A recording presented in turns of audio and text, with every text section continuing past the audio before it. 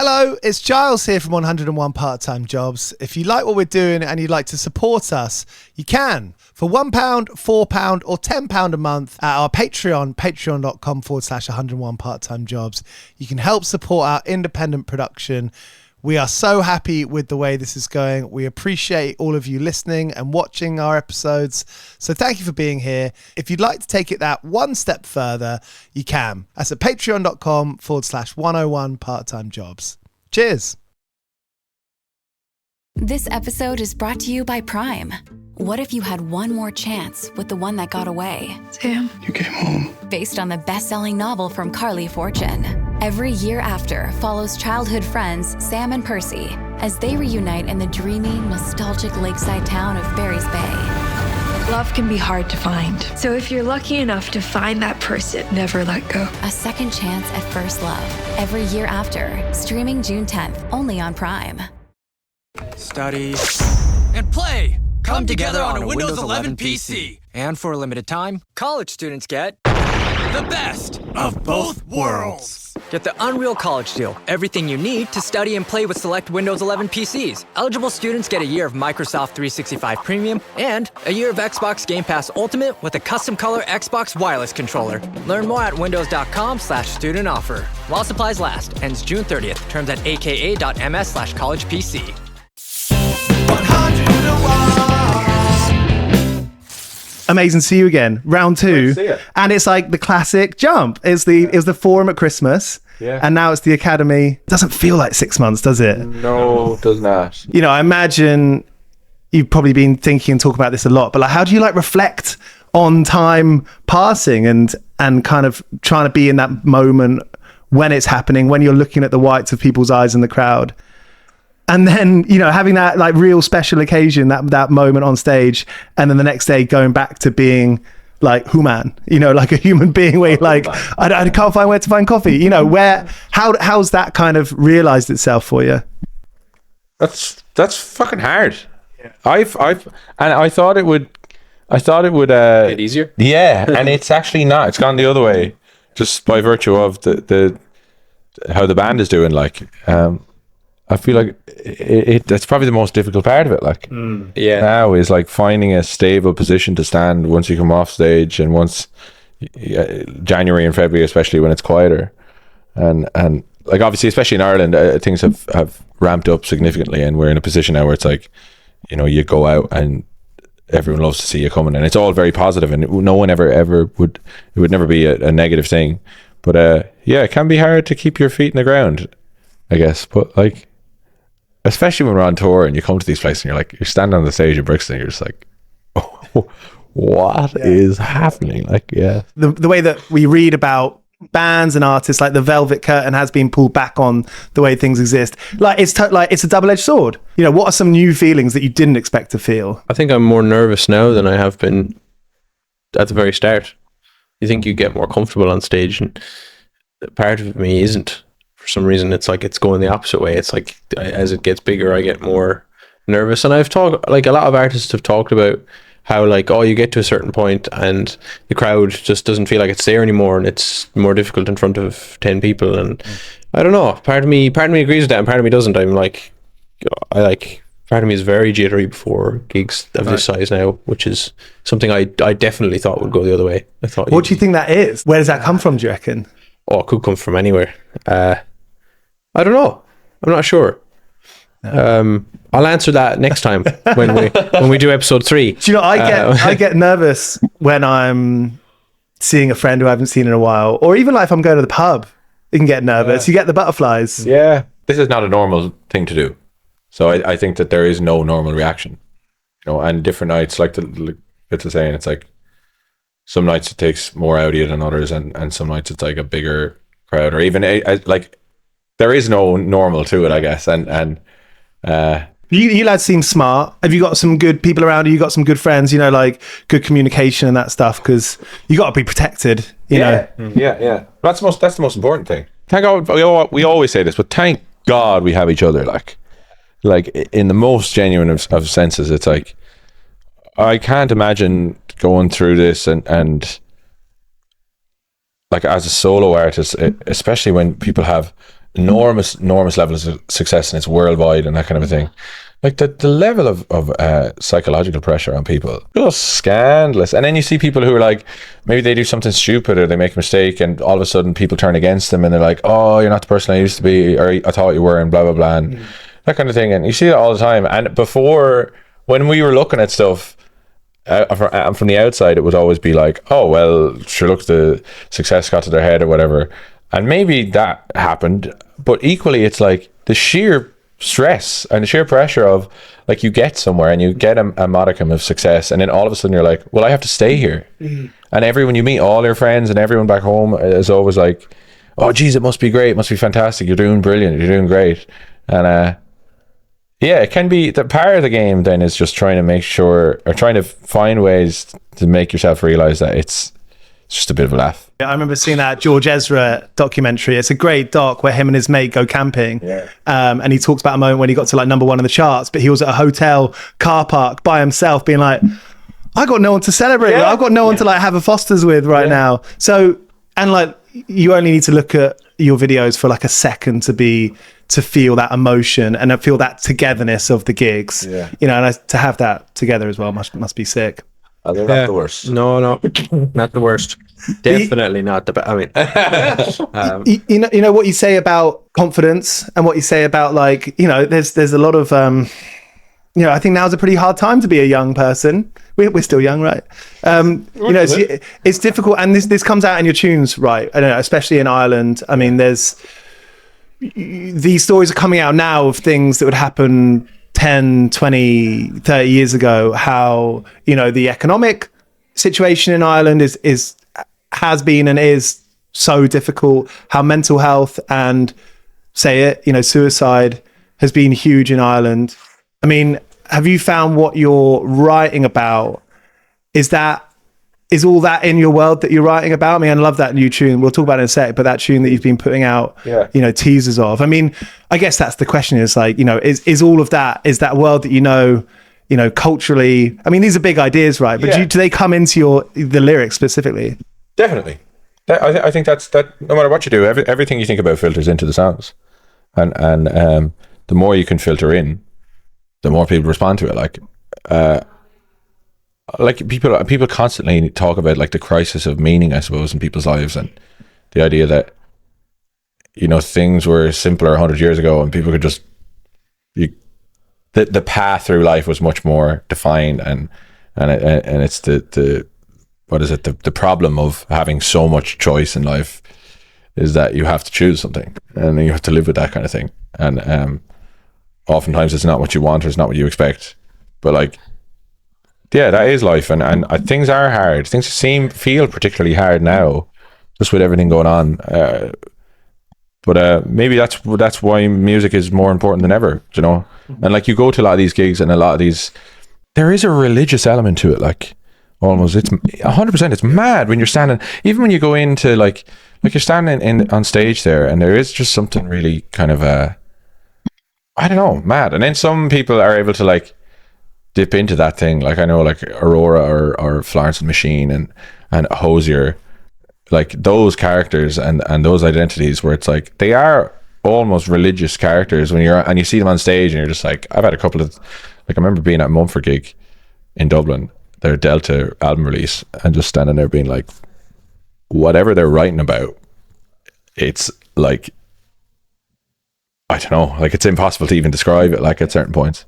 Yeah, like the antidote to the whole thing maybe is just coming together in pursuit of something, or just even a night out or something. So yeah. I don't know. They're big questions, and maybe they don't have answers, but we're delighted that we're I don't know, people are finding meaning somehow in the music. So, and maybe they don't need answers. You know what I mean? And I've started doing a thing with my best mates from home. Everyone's so busy, it's hard to like stay in touch. We started doing a thing called a Wednesday waffle, where we didn't come up with it, but like, one of our mates heard about it, where you just do a face to camera every Wednesday. I need to do mine today, actually. I skipped last week. Where you basically just say what you've been up to and how you're feeling. Yeah. And it's really helpful. I'd recommend anyone do it, because, you know, everyone finds themselves a little bit in a corner sometimes, and like, it's the things you don't expect to help you out. But yeah. Actually, yesterday I was thinking of this. I went into before the gig yesterday in Cardiff, I went into the hotel that we were staying at, and I went down and hopped in the sauna just to try and keep the voice somewhat decent, not a bad shout. And when I went into the change rooms, obviously flooded with old naked men, like all over the place. And you're just like, first of all, at what point in a man's life does he suddenly just be like, you know what? Give a fuck. I don't give a fuck. I'm just going to be bollock naked in this dressing room. All right, Bill. And it's just like, fucking hell, lads. And they're all just standing around. But then after getting over the initial shock of just fucking staring at the ceiling, whatever, I realized that the conversations that they were having were like the deepest, most philosophical, like thought-provoking. And I was just like sitting there. I was like, oh my God, these lads are using this as like a therapy session. Yeah. And it's like, especially for men, it's like, oh, well, men don't talk enough. Go into a changing room in a hotel. The owl lads are talking all kinds, all bollock naked. It's like being in Agent Grace. But it would give you hope, you know, that the owl lads have it sorted. Maybe we can sort it. It's sort of the pub, isn't it? There's a couple of locals in I'm like, oh, this is like an adult's creche. Yes. You know? Yeah, 100%. What's stayed the same and what's changed in the last, I mean, since we last spoke 6 months ago, but... I think we've spent the last couple of years like learning how the job works, and the headspace transition from writing mode, which we were in at the top of the year, and now we're back into touring mode, is definitely a tricky one to navigate for me anyway, because you're so mellow and so chill, and you're like trying to let the songs come out of you and write them and appear, and then you're back into business mode. How's content? How's all these other metrics doing? You're a CEO of your own brand. Yeah. I mean, that's kind of the way it is. It's just... We approach gigs very similarly. The size of everything is starting to get bigger, which is scary, but the crew has kind of remained the same, and the approach has remained the same. Well, we do the same warm-up half hour before the gig. Kind of everyone gets in the same headspace. Like little changes are always good because they keep you on your toes and they push you and they keep it fresh for everyone, I guess, which is interesting. But there's a routine as well in it, which I kind of enjoy, and I think that it's kind of important to have that routine through it. Athletes, is it? Yeah, an athlete. It gets you. I don't know. Got the jacket. Right? I don't think I got the goods right here. You're like a 90s footballer. Yeah. That is football. I don't think any of us would do a 100-meter sprint in any sort of respectable time. But I suppose it is. Like, I mean, even when I was younger, I played a lot of hurling, and I would nearly equate like being in the dressing room before going out on the field the same as being in this dressing room going out before a gig. It's the same kind of thing. You're trying to hype yourself up. You're trying to go out and have a good performance. You're trying to have a good time at the same time, and it's those routines I think are quite important. Love it. Yeah. And there's camaraderie, you know, like that. I mean, you know, your tour manager and the people you work with, are they mates? Are they people you know for a little while?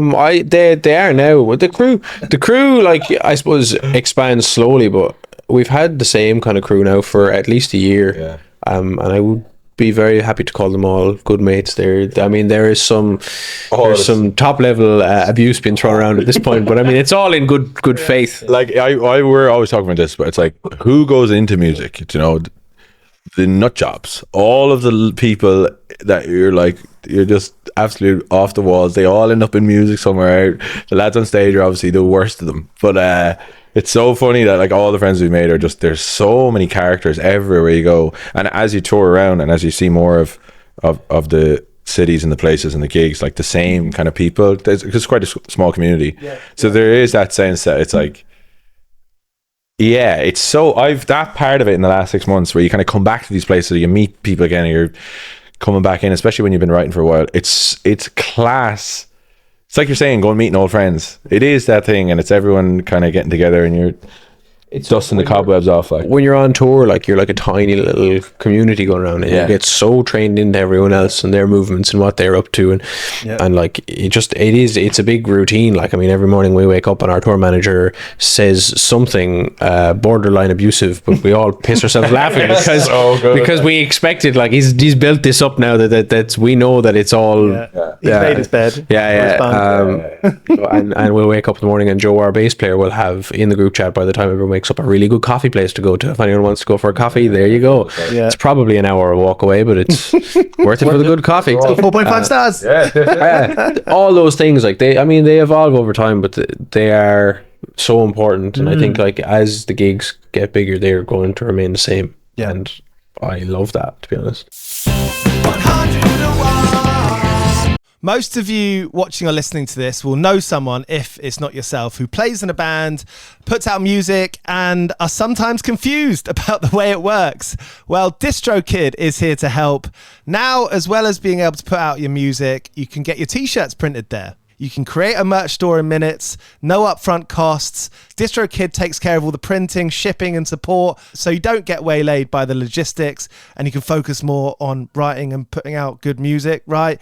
And just like the distribution, DistroKid never takes a cut, and the artists, you keep 100% of your earnings.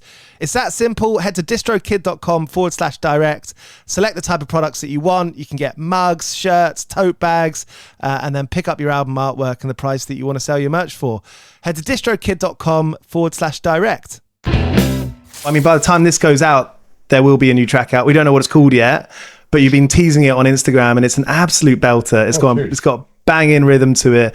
I love that line. I'm gonna screw the pooch here and just get it wrong, but it's like something about, it's about how like living, and the truth of life is that you will be in a pinch, and that is the sting. Feel the sting. Sorry, and that's true, and you can just see. It's funny when you hear a song just for the first time, and you're like, that's the line. That's the line you sing along to. So yeah, I mean, how are you feeling about that tune? Like, what does it feel like about putting that song out? Love it. Yeah, I absolutely love it. And I don't like, sometimes there's a bit of trepidation with songs. When we wrote it, I was kind of like, because I wrote it in the car on the way to the place we were writing songs in the Airbnb, and you wrote it in the car. But an awful lot of those things happen. You just start off with your Scooby Doos, the classic doopy doopy doopy doopy doopy doopy doo, and then you're like, that's so stupid, no one had ever listened to that. And then 45 minutes later, you're still driving around the same village going, I need the third line of that second verse right now, please, for the love of God. And you can't keep going around the tire shops over and over again. Like, I songs happen in different ways, but I suppose this one is kind of a bit close to the bone for me in the sense that I went through a bit of an outbreak up there earlier in the year, and that's not nice. It's just not nice. So supposed to fall out with you that way. But like, until, again, the same as all these things, it's like until we started kind of playing it together. Yeah, no idea. It was kind of like, you had played it in the room a few times. We're like, yeah, that's good, we should definitely do something with that. And then in the last studio session, we have been recording a different thing at the very, very end of the day to be like, and then you just decided, we'll just do this one instead for the laugh. And it recorded really well. And then we were like, we should play it live. And then the crowd loved it. Yeah. I've never seen a reaction to one of our songs. If it wasn't released. Unreleased in that fashion. So that was like a bit of a shock, to be honest. And it seems to be going really well. So I think we're all pretty excited for it. Yeah. Who knows? Do you know, like, you release these songs and who knows what they're going to do? And like, we've before put like massive expectations on songs, and like then they don't do that thing, and you're like, that's terrible crack. But like, and I've heard you say about Kelly before, Killy, the song, like how you were like, well, should we put this out because it's about like our local hurling? Like, I didn't want to put it out. Which is hilarious. You know, that's like a story now. Exactly. You know? Yeah. Like, nobody knows is the thing. It's like, you could love a song or hate a song, and it could do a thing, or it might not do a thing. And thank God, for the most part, we love all the songs we put out. For the most part, and it's gonna happen. Like, true. Killa is great, and like live, it never ever gets old. Maybe it gets a little old when you're listening to it on the radio again. You're like, for God's sake, it's such a meme. Like, it is. But, and you got a moment like that's a moment that's on ice. Who gets that? Like, what band is like the thousands of bands who tried to do this thing? Like, it's the classic story, but it's like, oh my God, I could never ever hate, like, have any negative feelings toward that song. Like, as many times as we play it, it's such like, no one gets that. Never gets old to play and hear, and then hear the crowd singing back. The craziest part about the whole thing is that the more Irish we get, the more people seem to react. Yeah, like even with this one, it was like coming over here, and another like really kind of a classic Irish ballad kind of a thing, and I was like, I don't know, I'll try it. And then when we got in, and it's like, obviously the crowds over here now are predominantly British people, and they all love it, and I'm like, I'm not sure what we're tapping into or how. I love them, and it's just amazing that other people seem to be reacting so positively to them. Got to be like some of the magic is that mystery. You're like, I don't even know where that came from. I don't know what people connect to it. It's just is what it is. Yeah, 100%. It's that thing. Yeah. I don't know if there's a word for it. No, We need to find a word for it. I do. Yeah. Appreciate the time. One more question. And again, it is a big question, but I think, I was thinking like what I care most about in life. And I think that's like friendships, that's like experiences, it's like relationships. What as a band, what are you caring most about right now? Is it, it could also be like writing, it could be more practical stuff, but like, where do you find your heads at like right now in this moment of time? You do a 3-parter, maybe? Yeah, sure. Yeah.